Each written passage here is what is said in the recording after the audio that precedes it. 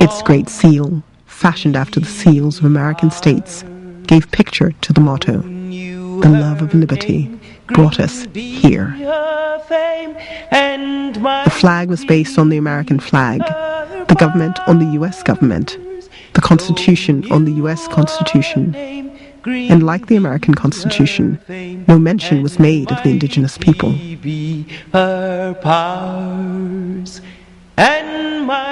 Joseph Jenkins Roberts, a freeborn black from Virginia, was elected the first president. He would be received in the courts of Napoleon III and Queen Victoria, who gave him a gunship to combat slavery along the coast. He and his senators, all American-born, resolved to create a country based on the principles of justice and equal rights. The capital city was named Monrovia in honor of America's President James Monroe, who had secured $100,000 through Congress for colonization. Far-flung business ventures flourished, and a university was built. In this nascent democracy, presidents would be elected and in one case impeached. Yet the early leaders also established an oligarchy that exploited the locals. 80 years after its establishment, in an Africa now divided among Europeans, Liberia, the only black republic, came under intense scrutiny. The story involved young men from the Kru tribe. In the 1820s, the British landed on Fernando Po to establish an anti-slavery base. And they brought Kru laborers from Liberia, what became Liberia. Brought them down, built a settlement, and then left. But Kru laborers continued to come. Now, as Liberia grew in the 19th century, it tried to control Kru migration. It tried to tax it, charge head monies, etc. So that eventually the state in the 1920s is charging foreign users of Kru labor. And then when labor no longer wanted to go, it began coercing labor. The Liberians, it is true, were negotiating labor agreements with the Spanish, who controlled the island of Fernando Po, and were sending Liberians to work the plantations there. And the terms, it was a virtual kind of slavery. A person would sign up for a 2-year contract, put their X in a book, be recruited by a headman, march to the coast, and then put on a ship bound for Santa Isabel on the island, where the island was producing cocoa. And often these people were not paid. Sometimes they were underpaid. Sometimes they never returned. And so that you had forced labor, which was not slavery per se, but of course if the worker never returned, it seemed very much like slavery. And also the workers had very little choice in saying no.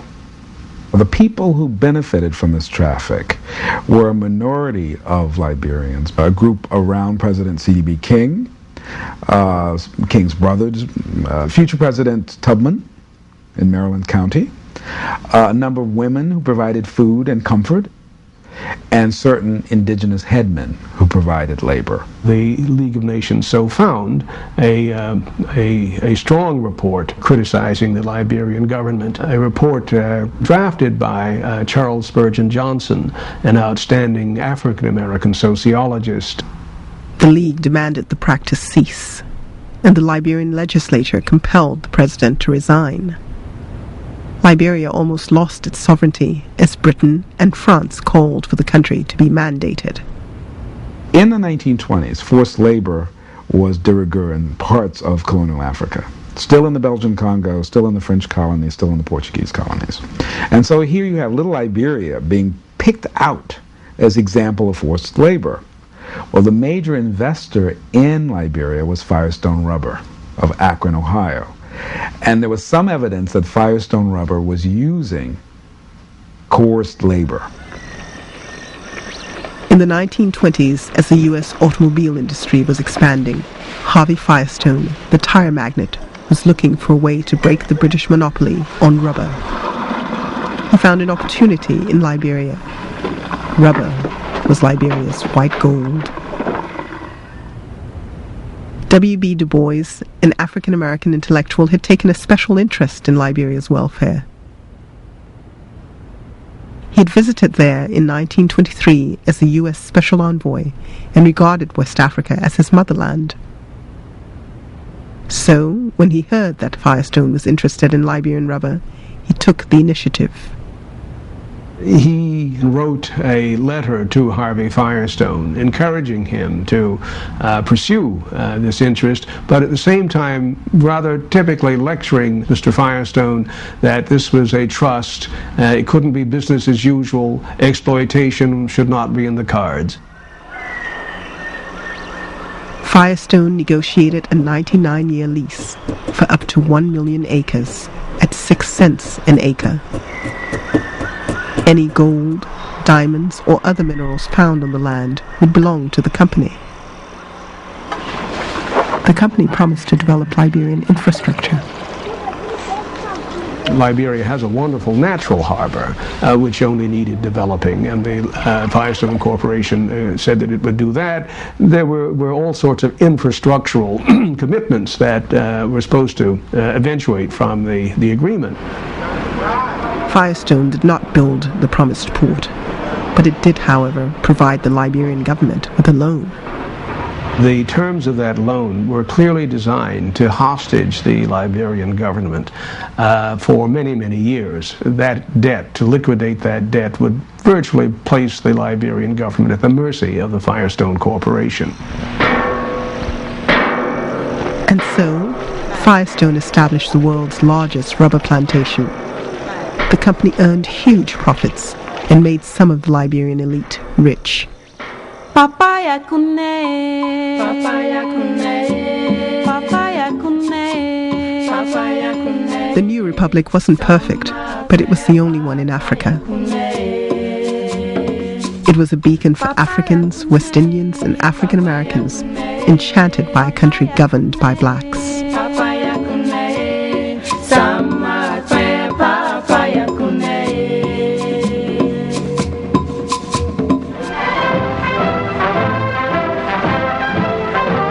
During World War II, large numbers of American blacks went to Liberia as part of the still segregated American Army.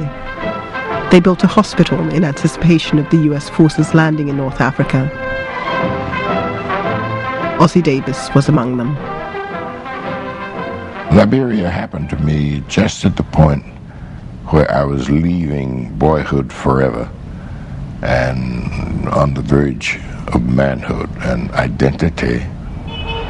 My first impressions were ones of welcome and semi-homecoming, because the minute I saw the people, I could see my own Uncle Joe, my own Aunt Effie, The people, they looked so much like the people I had just left in the States. Gladys East came from Philadelphia in 1944 to work as a missionary. A lot of people who went out were very happy to go, and I've heard of some just kissing the ground because they felt they were in a free country. It was the only free country aside from Ethiopia, because the other countries were colonies, Ghana, all of them. Gladys East was conscious of preparing the new generation of Liberian women for the future, among them my mother. It was a boarding school, and you had to look after everything for the children. Not only feed them, but look after their health, their recreation, as well as have a school. In 1943, at the height of World War II, FDR came to North Africa to visit the troops that had just landed there. Homeward bound by Army Air Transport, the President's next stop is the tiny African Republic of Liberia. Here, American Negro troops are helping guard the coastline of this friendly little nation. It was a high moment, when Roosevelt came. He had that personal power to lift and make things broad, and there we were, watching him and the Liberian contingent. We felt honored and exalted by his presence. I felt that America is reinvigorating a connection established between these two that goes all the way back to 1827 or further, and that this was picking up the pieces, and that, you know, we would knit this thing together, and Liberia would be the pipeline through which American largesse could be provided to the rest of the continent.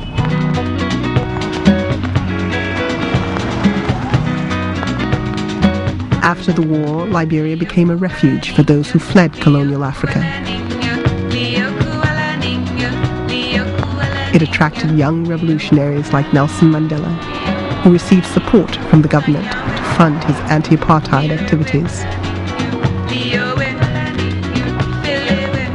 Le Liberia, pour notre génération, c'était quelque chose de fantastique, parce que c'était le premier État africain indépendant qui est voisin à la Côte d'Ivoire. Nous étions un État africain colonisé, et toute cette jeunesse, son rêve, c'est d'être un jour libre. Il fallait qu'un jour on puisse atteindre le Liberia.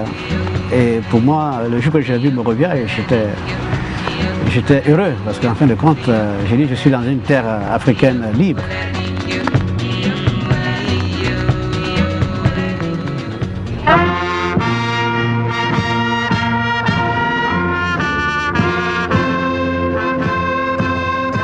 By this time, Liberia had entered a new age with its 18th president. He was William Vakanarat Shadrach Tubman.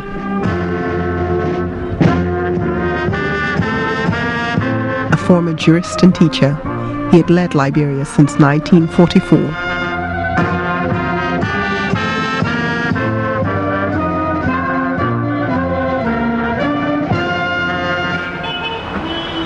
Tubman oversaw an unprecedented building boom. He turned Monrovia into a modern city. Africans called it Little America. He granted women the right to vote. He instituted an open door policy to increase foreign investment, and a unification policy to integrate what had become two different Liberias, one westernized and the other not. When we took office, there were those that came from the United States, considered themselves a separate class. Now nobody's afraid of each other. People for the Gribbos, the Crews, the Bassos, the Pellas, the Madingos, the Lamos, and all of the people go freely and interchange. That, I think, was a major psychological lift to enabling all Liberians in the political sense to see themselves as equal, operating in political jurisdictions that were of equal legal standing, equal political standing. I think that was something that created a basis to build upon. The Royal Yacht Britannia arrives at Monrovia in the African Republic of Liberia with Queen Elizabeth, who is winding up her tour of African nations. Accompanied by the Duke of Edinburgh, Prince Philip, she is greeted by President and Mrs. Tubman. Tubman was a consummate diplomat. He brought kings and queens to Liberia and traveled like an emperor abroad. It was hugely extravagant, but it placed Tubman and Liberia on the world stage. The country's upper class reveled in Western ways. The rest of Africa, no matter how poor, seemed to love it too. Not only could Africans be great politicians, but they could also do it with style and flair.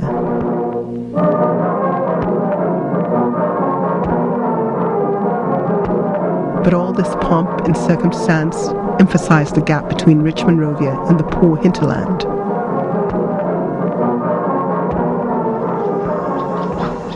Tubman had a luxurious retreat with a farm and private zoo. His tastes combined the best of the West with the country diet of his youth. He likes Westgate, black liver. His diet, his food he like is palm butter and rice, sugar. Sometimes he smoke 4 or 5 cigars a day.